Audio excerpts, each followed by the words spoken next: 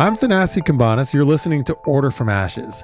Today I'm joined by my colleague Sajad Jiyad, and we're here to talk about our new project, or rather the end of a project we've been working on for the last 3 years. The project looks at the transformation of Shia politics in Iraq and asks what we think are a lot of central founding questions about the role of Islamism, religious politics, and even sectarian politics in the creation of a new Iraqi power order, and really more largely an adjustment in the whole Arab and Middle Eastern region over the last 20 years of the role of Islam in politics. Sajad, thanks so much for coming on Order from Ashes. That's a pleasure. Thank you for having me. So the name, we called this project Shia Power Comes of Age, the Transformation of Islamist Politics in Iraq from 2003 to 2023. And we spent almost 3 years with a really great team of researchers exploring these questions. And I guess before we get into some of the details of how we thought this through and what we learned, I'm curious, now that we're at the end point of all this work, do you have a central takeaway from this inquiry, from this project? I think there is obviously different views in the book about what has happened since 2003 and why sort of Islamism was so prominent in 2003 and still very important in Iraqi politics today. But I guess the sort of key takeaway for me, and maybe it'll be the same for the readers when they look through the book, is that it really comes down to power. It's not about ideology or religiosity or Islamism per se. It's all about what formula works in order to maintain or increase power. And if that formula is through sectarian rhetoric or aligning your politics along sectarian lines, and that works, then that's what these parties will pursue. And I think that's probably it's probably so obvious when you think about it, because that's the nature of politics, right? It's just about power. It's not really about sort of ideologies. But I guess when you hear the terms Shia politics, Islamism, you may think that Iraqi politics is organized along sort of sectarian ideologies, when in fact that's just a tool to maintain power. So I think that's probably the most obvious fact for me. I'm thinking about it now after having read through the works, that it sticks with me till now. I mean, it's a fascinating kind of evolution that we traced with this team of researchers, because the starting point here was with 2003, the U.S. invasion topples Saddam Hussein and installs a new order, opens up room for the first time in maybe 100 years for the Shia majority and its clerical and political leaders to freely express themselves and pursue power. And what unfolded in that immediate aftermath was a real blossoming of public religiosity, religious branded politics, and a lot of kind of ahistorical or acontextual analysis in the early 2000s, not just from researchers, right, but from politicians, Iraqi politicians, international politicians, about what was the role of religion and in particular of Shia Islamism and of Sistani and the Hausa in Iraqi politics. And a lot of, for me, one of the questions was, there were two starting questions. One was, how much of what happened in the last 20 years was actually the product of either these Islamist actors or of some supposedly Islamist program, and two, what does it mean to be a Shia Islamist in Iraq when literally the entire dominant political class self-defines as Shia Islamist and are competing for power between themselves. So for me, it was almost, having looked at this so closely for nearly 2 decades, I was surprised by how confused my answers to those questions were when we began, because I would have thought there would be more clarity at the outset. So when you jumped into this, and we started putting together this research team, how did you think through these questions of like the historical narrative and the role of the clergy specifically and of religion in defining political programs? So that's a good question. I think for me, I'm looking at 2003. I'm saying what happened? Why is suddenly Shia politics an important thing in 2003? And well, partly it's by design, because the Shia Islamist parties were the most organized opposition parties. They were most prepared to enter Iraq in 2003. They'd been in exile for 2 decades and had organized themselves pretty well and were, ready to take up positions in the new Iraq. They were more organized than the secular parties and everybody else who were still inside Iraq and never got out. So partly they were just the most prepared. And so that's why, Shia Islamist politics became the most powerful actor. Partly, as you said, because a large part of the population defines themselves as Shia Muslims or Islamists or conservatives.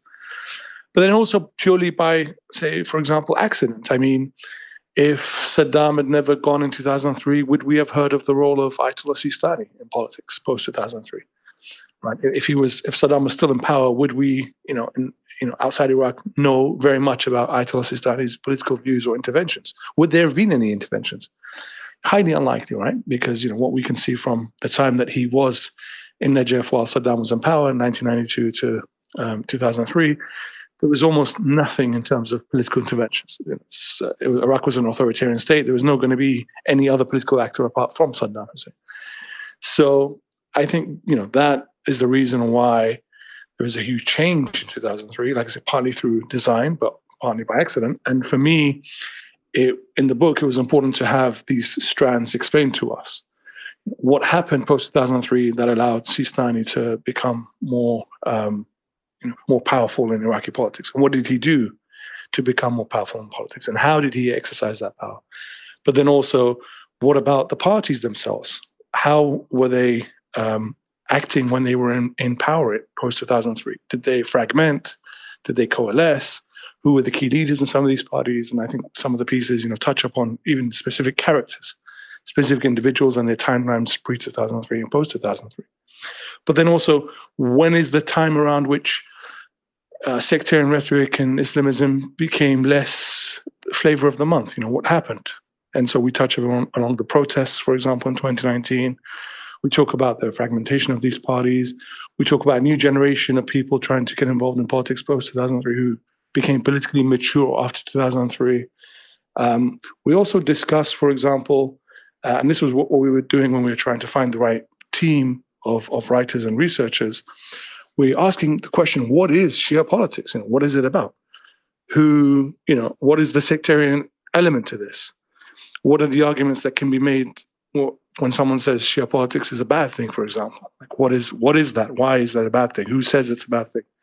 So putting all these strands together, I think we've got a nice variety in the book of experts, but also who are touching upon different angles. New generation politics, historic Shia politics, religious authority, and then obviously we're also looking at, for example, specific incidents post-2003, the nature of the constitution, for example, and elections, things like that. So for me, it's a nice collection of variety that we've got. Yeah, this podcast today is the first in a 4-part series that showcases some of the key findings in Shia Power Comes of Age. So today I'm talking with Sajad about the overall findings of these years of research. In the second episode, Marsin Alshamary talks about the power of clerics based on her fieldwork in the seminaries of Najaf. In the third episode, Taif AlKhudary looks at protest politics and charts the efforts of the Tishreen protest movement to establish some kind of alternative to religious politics. The fourth and final episode in this short series features Ali Al-Mawlawi, who tries to connect some of today's sectarian rhetoric to Iraq's long history of anti-Shia prejudice. Now, our listeners who are interested in all the different aspects of this question and really what is the significance of Iraq's trajectory, the trajectory of Shia Islamism in Iraq to religious politics more widely in the region, in the Arab region, in the Middle East, in the Islamic world, can find the entire work of this project on the Century Foundation's website. So if you go to tcf.org and look for the Shia Politics project homepage, you'll find all the research from this team, which we'll be talking about in some detail on today's podcast. But you can see the different reports, the book that Sajad is referencing, which is a edited volume in book form of all the research papers, and actually coming up later this fall, there's a really phenomenal monograph, a biography of Ayatollah Ali Sistani by Sajad. We won't talk about that today because I don't want to spoil the launch of that coming up later this year, but that's a fantastic piece of work with a lot of staying power. Now, Sajad, to go back to what you were saying just a minute ago, I want to follow up because I think this is sort of the beginning of the story. So you talked about these sort of questions in 2003 of what is Shia politics and the historically contingent accident that propelled these structurally advantaged Shia institutions and Shia movements and factions into the center stage.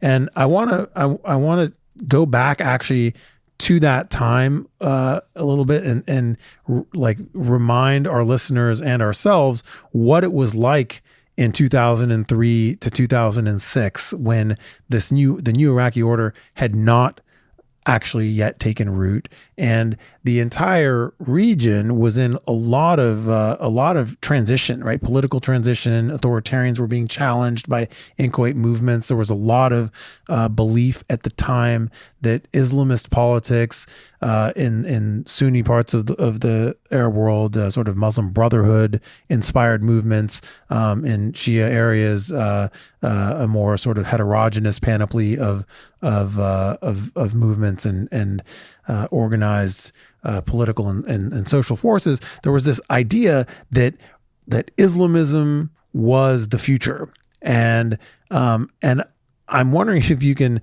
help us remember how vague, or let me not ask it in a loaded way. What did that mean at the time, 2003, 4, 5, 6 in Iraq? What did it mean to be an Islamist, and what for these Shia Iraqis who were not part of any organized ideological religious movement? They were just simply people of faith who had a belief in a certain sect. What did it mean to suddenly think of that as a political identity or a political agenda? I think it was a moment where everybody was asking that very question.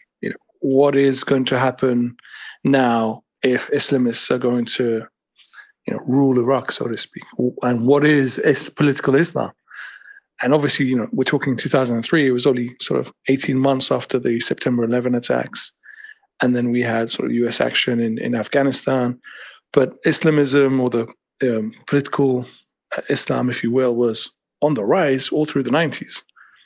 And when it came to Iraq, that question was: can we have a country with a Shia majority that would also be able to offer a competent ideology and administration for the first time in forever, basically, that was based on a vision of politics which had respect for Shia Islam? We haven't had that in Iraq.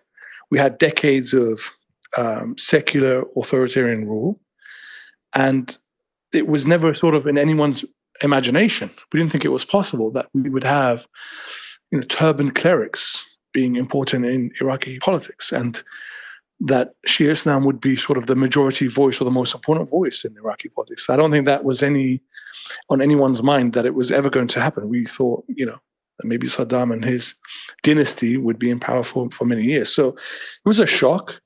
And then it was even sort of more of a surprise, maybe to Iraqis who were inside the country at the time rather than those who came from abroad, that actually these parties were not all united. They had different views.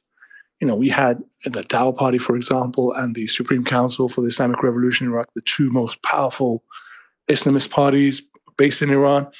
They had been at at a tense rivalry and a bitter rivalry for, at that time, 3 decades. And so they did not agree on the way forward. And instead, you had to have sort of a politics of consensus that emerged. We didn't even think, I was in Iraq in 2003 at the time, so were you. We had no idea what the American plans for Iraq were. Would Bremer remain in power for 5+ years? Would the American occupation remain forever? Right. Would it be like the post-World War II occupations of Japan and Germany? Exactly. Bremer was talking about appointing a governing council and appointing people who would write the Iraqi constitution, and sort of a slow, gentle handover to Iraq over potentially the next 10, 15 years. We did not know what the future looked like because nobody really had a plan. Even the Shia parties did not really have a plan. They didn't force Saddam out. It was the Americans, and the Americans were in charge, and the Shia Islamists were able to come back into Iraq, but they didn't necessarily have a plan for what to do next. So there was a lot of confusion maybe about what was going to happen, but I think events sort of forced things in a particular direction. We suddenly had this, the rise of the insurgency, and then you also had a Shia Islamist actor in Muqtada Sadr who decided, well, the exile parties don't speak for the Iraqis who remained inside the country, and I don't recognize anybody else as religious authority. I also am a source of political authority, and then I also have my views on, the American occupation. So I think that sort of made a lot of realities on the ground that perhaps whatever plans or ideologies people held suddenly got thrown out the window and said, hey, we have to respond to things that are happening on the ground. There's no more idealism. We have to work with these parties. We have to work with the American administration of Iraq. We have to work with locals in Iraq, people who never left during Saddam's time, who may not have the same views as the rest of us, even if they identify as Shia Muslims. And I think that was a surprise to some of these politicians who came from abroad. Yeah, that moment of the first Arbaeen pilgrimage in 2003 which I went to Karbala during, was an incredible outpouring of freedom of religion after years of violent suppression of the Shia by Saddam. And in that moment, as I remember it, no one really knew what that kind of power or constituency would actually translate into. Like what political views did that population have? No one knew. And actually at the time, I don't think anyone was so confident about how Shia leadership, whatever form that would take, would view, for example, the question of direct rule by clerics. Would Iraq see a group of clerics who wanted to directly control the state the way Shia clerics do in Iran? Now it's been so clear for so long that is not where Iraqi Shia clerical views are, that we forget that was in question for some time, right? There was a curiosity about where that would go, and I think there were some. I don't know how these debates actually played out, but there was some debate about that among powerful figures, and by, I guess, 2005, 2006, quite early on, it was clear that for sure Sistani and all the senior Marja'iyya and Najaf and maybe most of the political actors were not interested in direct clerical rule. They were interested in clerical authority as an arbiter, as a source of legitimacy, but not as a lever of governing power. And that was actually, I think we maybe sometimes underestimate how important that was. That was actually a radical and transformative position for a major important country, a Shia majority republic with a civil government not a dictatorship, not a hereditary ruler, a place whose government was chosen by, however flawed, some form of elections and consultative process, to see all its senior religious figures endorse a model of religious restraint. Shia Islamism was the label, but the practice was something very different than, say, Shia Islamism in Iran or among some other influential thinkers. And once that Rubicon was crossed, which I guess I would look at the first wave of elections from 2005 through the constitutional referendum that year, we embarked on a stage of, I say in sort of scare quotes, Islamist politics or Shia Islamist politics, in which we had vastly different figures with vastly different views and agendas, all competing with each other under this same vague banner of Shia Islamism. And I guess, what do you see as the most important axes of difference between the nationalists and the returned exiles? I don't know how you would sort of slice up the different currents of thinking about political power among Shia Iraqis in the sort of most recent 15 years of the maturation of a new form of Shia power. So you're absolutely right. I think 2005 was the most important year in recent Iraqi history. In 2005, three important things happened. The first was we had the first national elections that approved the National Assembly, which was then going to choose people to write the constitution and then have a vote on the constitution, which we did. That was the second. A referendum on the constitution in October 2005. And at the end of the year, in December 2005, we had the first parliamentary elections and the first sort of acts of democracy following the establishment of our constitution. And these three events in that single year created what is the sort of modern political system in Iraq. It was when we decided that we were going to have a parliamentary system, when we were going to have a sort of a government that was formed in parliament.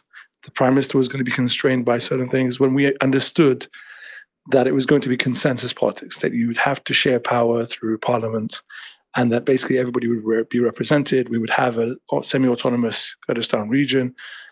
So that is the basis of what we have in politics today. And I think that was the time when we realized, okay, yes, the Americans will hand over power. Yes, we are going to now see parties compete with each other in parliament, in elections. We're not going to have the specter of parties going to war with each other, which was a possibility. But then obviously the civil war in 2006 and elements of that spilled over 2007 and 2008 made people question whether the project was feasible. What if we were going to have a 10-year civil war? What would be the point of trying to have elections in such circumstances? Thankfully, security situation improved. And I think things settled down in 2009, probably, when we had sort of some of the stability. But unfortunately, it was always up and down. 2009, things were okay. 2010, we had a lot of questions about who would be the next prime minister. In 2013, increase in activity by ISIS. Obviously, in 2014, the fall of Mosul, the fatwa by Ayatollah Sistani to fight back against ISIS, and a bit more stability, I would say, towards 17 and 18, major protests in 2019. So, it's very difficult to see sort of one key element of stability from that 2005 period. Things have always sort of been up and down. But what we've noticed is that, firstly, it's very difficult to find any politician or party who's universally liked or who people have, very positive views on. I don't think that exists in the country. It was also surprising in a way that with a period of time, what what emerged was you had Shia parties who began to work very closely with Kurdish parties and Sunni parties on one side, and then exactly the same on the other. Also Shia parties, also Sunni parties, also Kurdish parties. And sort of the beginnings of this formation of two separate blocks that were competing against each other for territory, for resources, for seats in parliament, for government positions and cabinet positions. And that's, that development started before 2018, and it's still very relevant right now. So I would hesitate to say it's post-sectarian because I don't think we're there yet.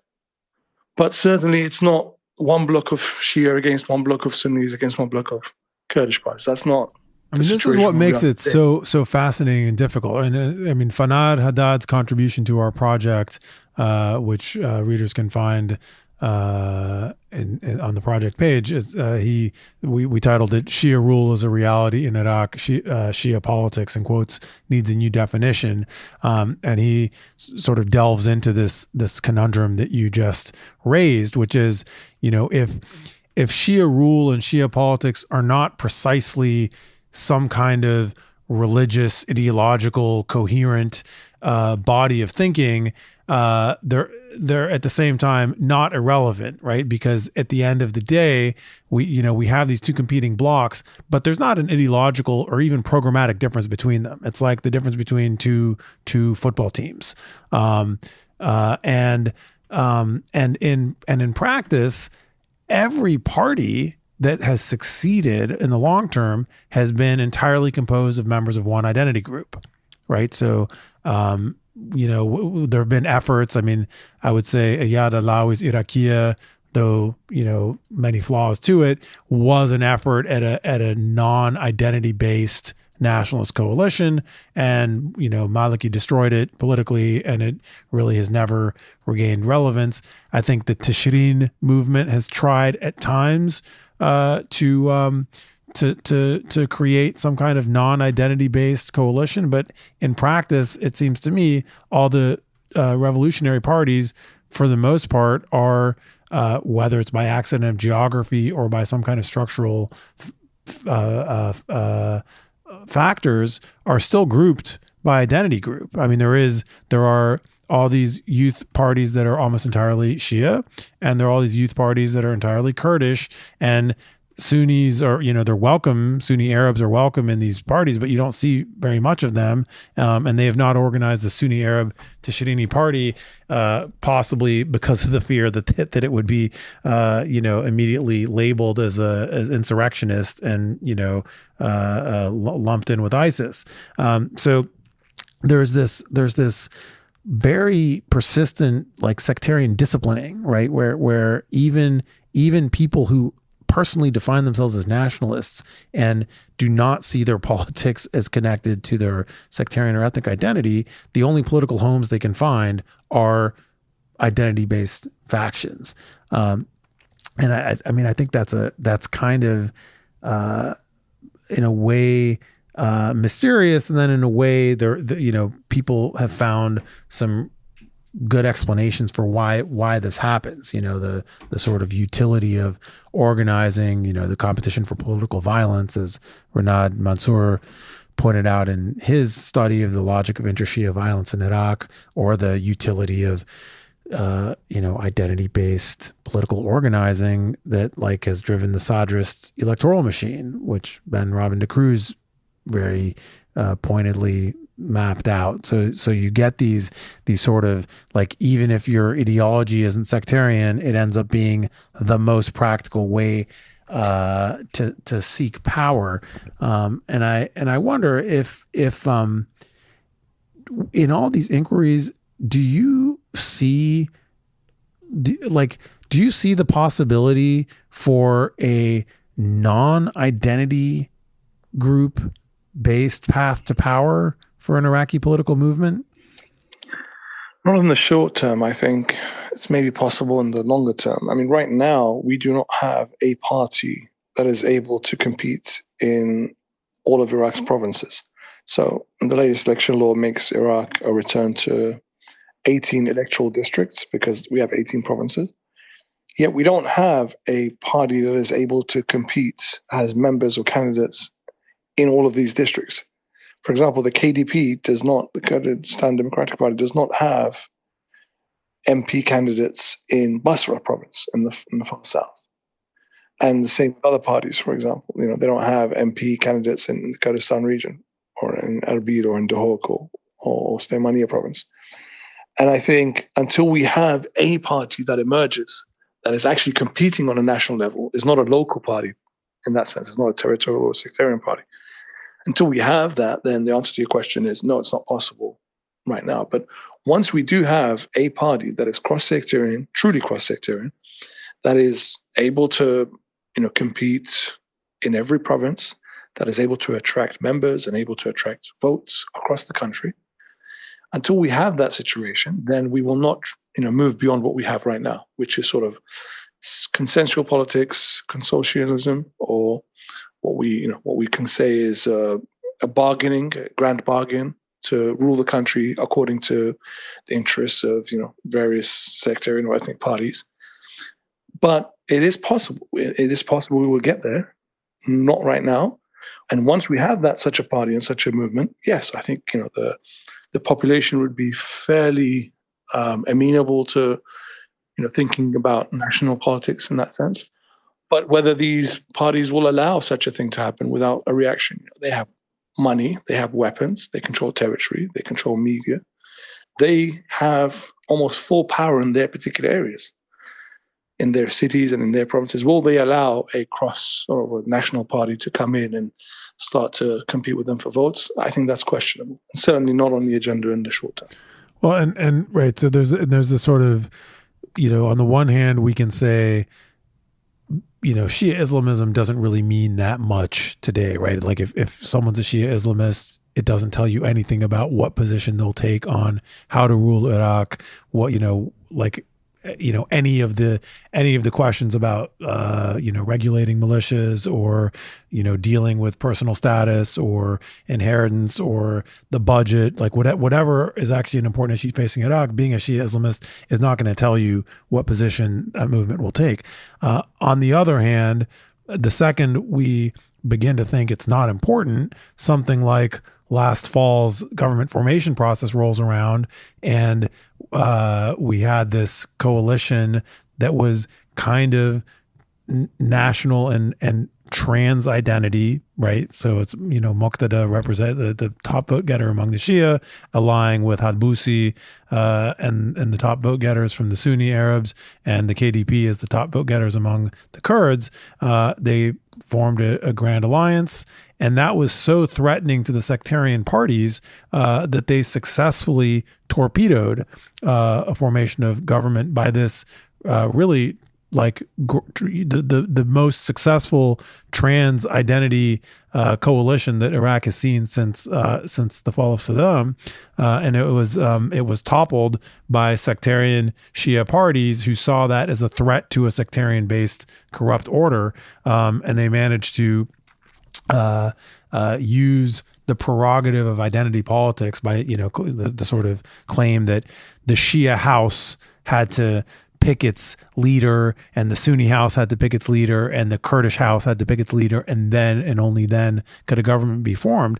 And that sort of, that's a very revanchist program that doesn't say anything again about anything of substance other than identity groups trump all other politics. And that proved to be successful in a power showdown. And for me, that was a really interesting kind of somewhat unexpected relapse to this like lowest common denominator. And it was confusing in the sense that even 20 years into the development of a pretty sophisticated political space, these movements were able to trump a much more powerful, in some ways, and certainly more electorally powerful coalition simply by this reversion to identity first. Yeah, I mean, I would push back a little bit and say, that the individual parties in that coalition obviously were based on ethno-sectarian identity, right? The Sadrists, Hadbusi's Taqaddum, and the Barzani KDP, each of them speaks to a specific audience and territory and geography, right? They're not nationalist parties. And so only represent specific constituencies. And they wanted to form a government, they called the majoritarian government, that excluded some of these other parties, not all of them, but some of them. And I think, as you said, that was a threat to the remaining parties, particularly in the Shia house, who said, wait, hold on, if we allow them to form a majoritarian government and exclude some of us, then that's probably the end of our political power in the country. We will never recover. So we need to sort of put a stop to that and continue to have 10, 12, 15 parties in government and share power that way, because that's the only way to sort of prevent a conflict. And we did have a conflict last year in August, end of August, 29th of August, 2022. We had a conflict here in the Green Zone between the Sadrists and members of the Shia House, or what they call the Shia Coordination Framework, particularly their supporters in the PMF. So the threat of violence, I don't think, is ever going to completely go away.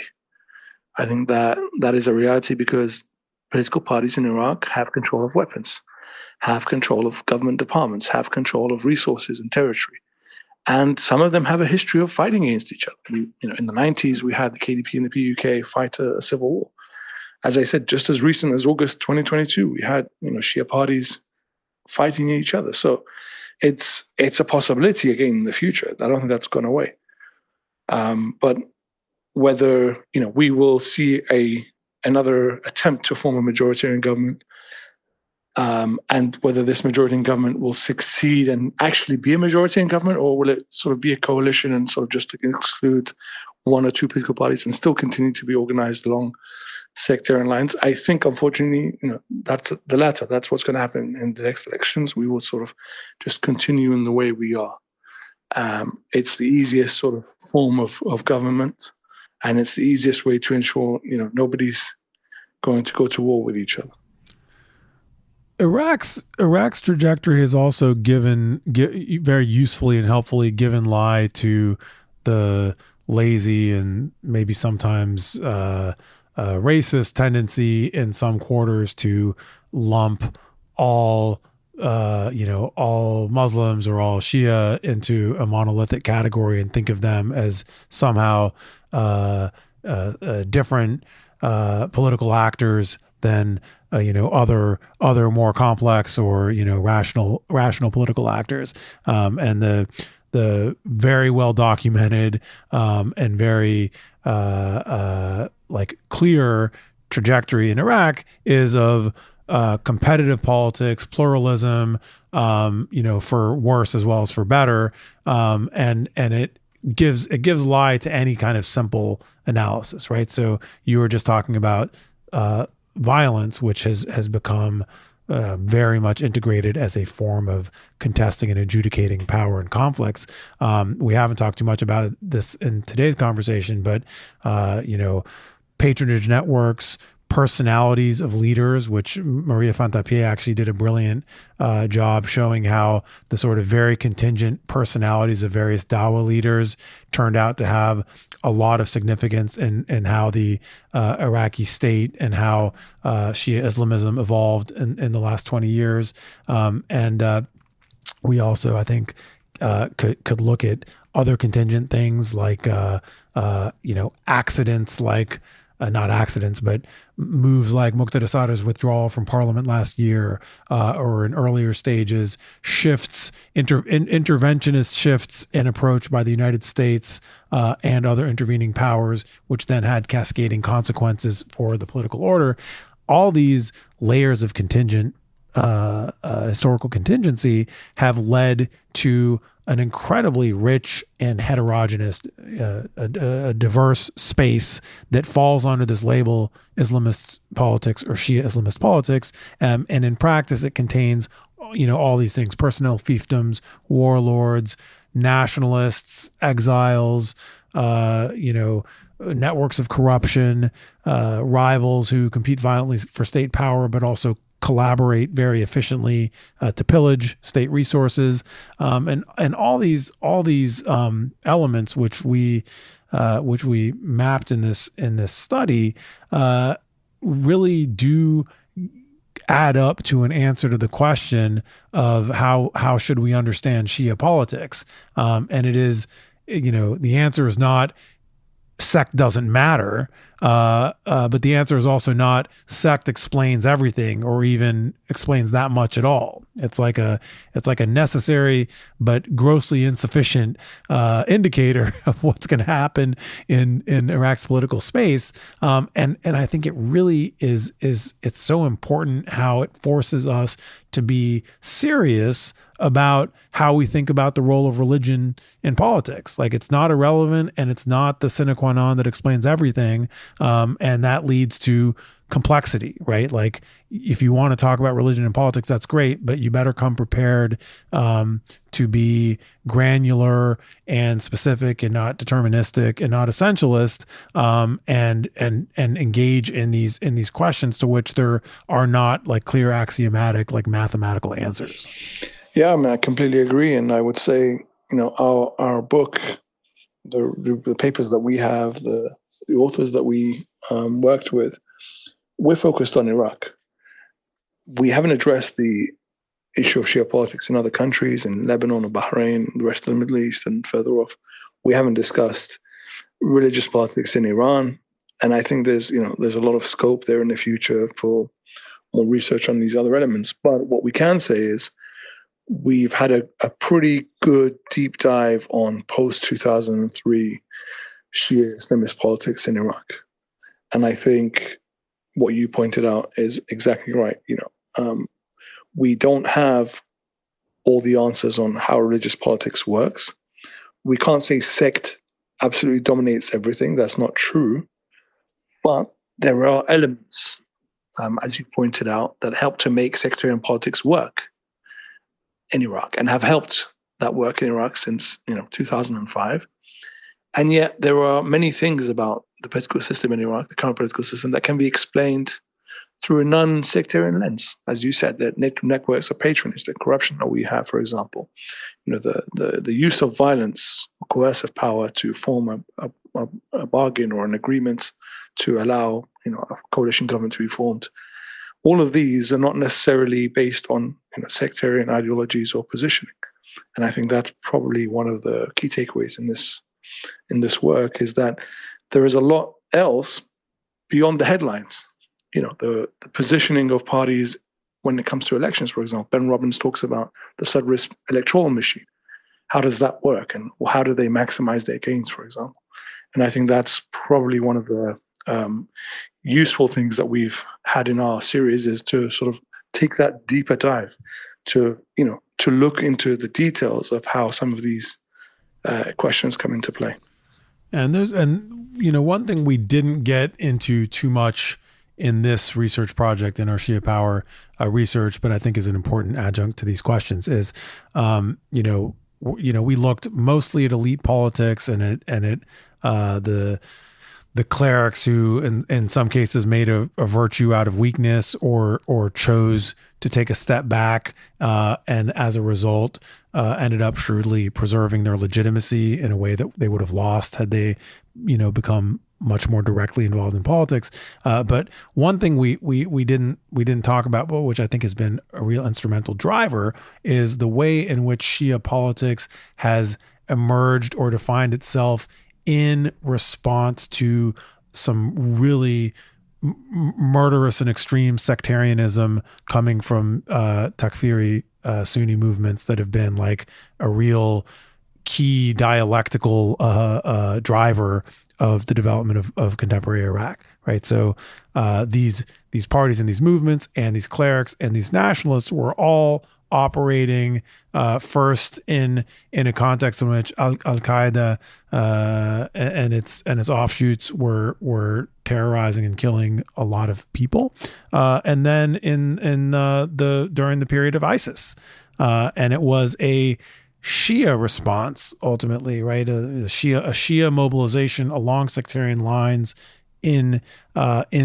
Shia militias that all had religious iconography and religious legitimacy, that that put the bodies on the line and sacrificed tens of thousands of lives to recapture the areas held by ISIS. Now, I'm not trying to say that was the entirety of the counter-ISIS campaign, and I'm not trying to erase from history the secular and nationalist and non-religious and international forces that were part of the counter-ISIS campaign. It was obviously a very broad coalition, but it was the infantry of the counter-ISIS war were the volunteers that followed the fatwa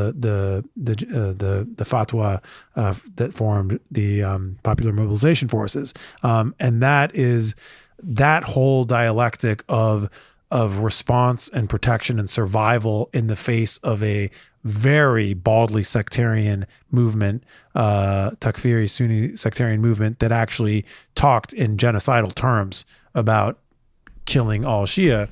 That's a key piece of how this evolved. And I actually think it's remarkable, historically speaking, that the response was not that the response has been as restrained and relatively less sectarian than the forces that it was mobilizing to contain or reverse. Again, I think you've got that exactly right. I think we can't underestimate how important the threat, or not the threat, the actual implementation of violence, sectarian violence, was in Iraq, and the sheer response to that was to be on the defensive. I think absolutely right. From 2003 onwards, the Shia were on the defensive, and maybe continue still to be so. But also, I think the question of what would happen if Iraq was stable or we did not have this threat of violence, how would these parties govern? How would they behave? What would the role of religious authority look like? I think that's also something that's untested. We don't know. We've never had that period where things have been relatively stable. We've not had the threat of sectarian violence. We've not had parties willing to engage in violence on sectarian or ethnic terms. So that's something also to consider, is what if politics was fairly normal and politics was normalized in Iraq? What would happen to Shia politics? Would it be a relevant thing? Would it be irrelevant? Would these parties be able to govern effectively? Or would they just continue to do politics the way they have been in all these preceding years? So it's something to look at in the future, I guess. And that normal is, I think, what we have collectively documented in the Shia Power project, right? So the Shia response to Sunni sectarianism was, of course, contained a great deal of violence, and there were death squads and massacres as well. And what we have found over a 20-year period is that throughout the fabric of political life, we have now normalized patronage, theft, extortion, murder as a tool of securing power. These sorts of modalities of violence and theft and pillage are the ways in which political movements seek and consolidate power.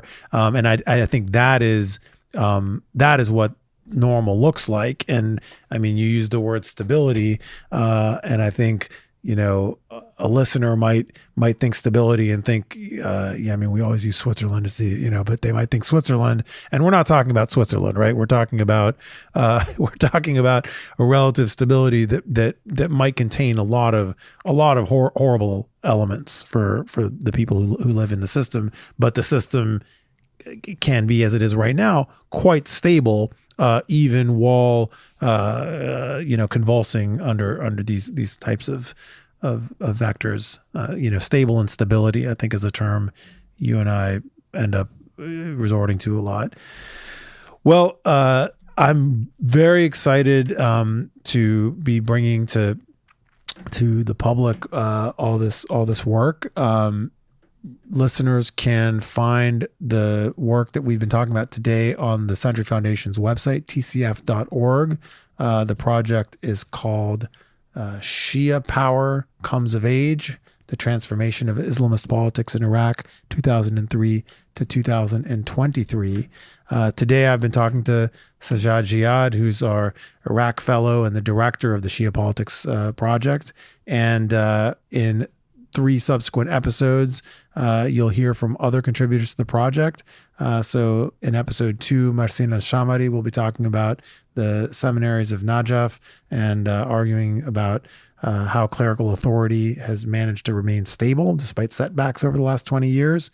In the 3rd episode of Shia Power, Taif AlKhudary chronicles the revolutionary efforts of the Tishreen protest movement to establish an alternative to religious politics.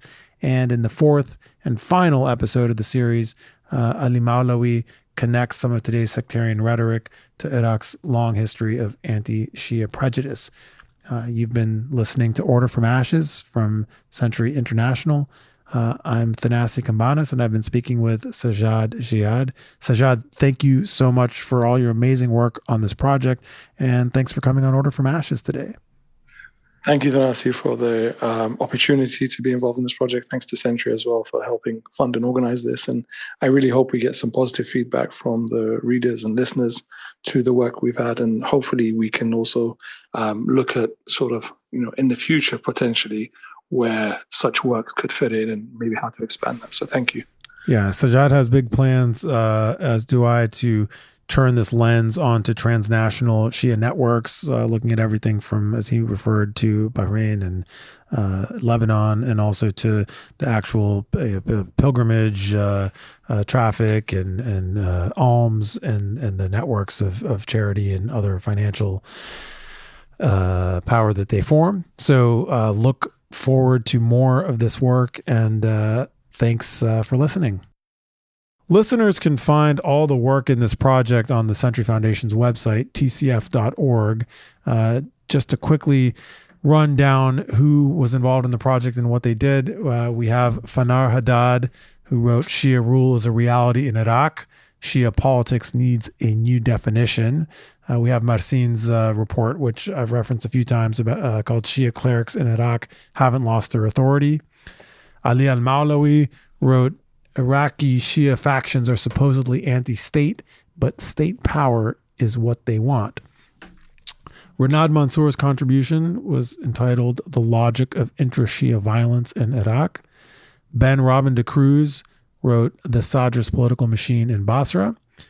Taif AlKhudary contributed Young Revolutionary Parties Are Still Iraq's Best Hope for Democracy, and Haley Bobstein, related study called The Contours of Third Way Politics. Maria Fantappie wrote a study of the personality politics of the Dawa party called Men of Dawa, How the Personalities of One Party Shaped Iraq's New Politics. Sajad has a contribution that draws on his forthcoming biography of Ayatollah Ali Sistani, and I have a piece on the sectarian relapse, lessons of the Shia house.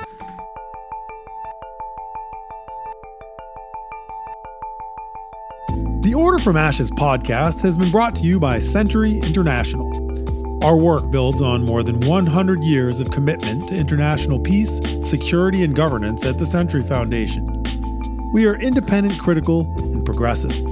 For more information about Century International's work, please visit tcf.org or follow us on Twitter and Facebook. We depend on audience feedback to reach new listeners.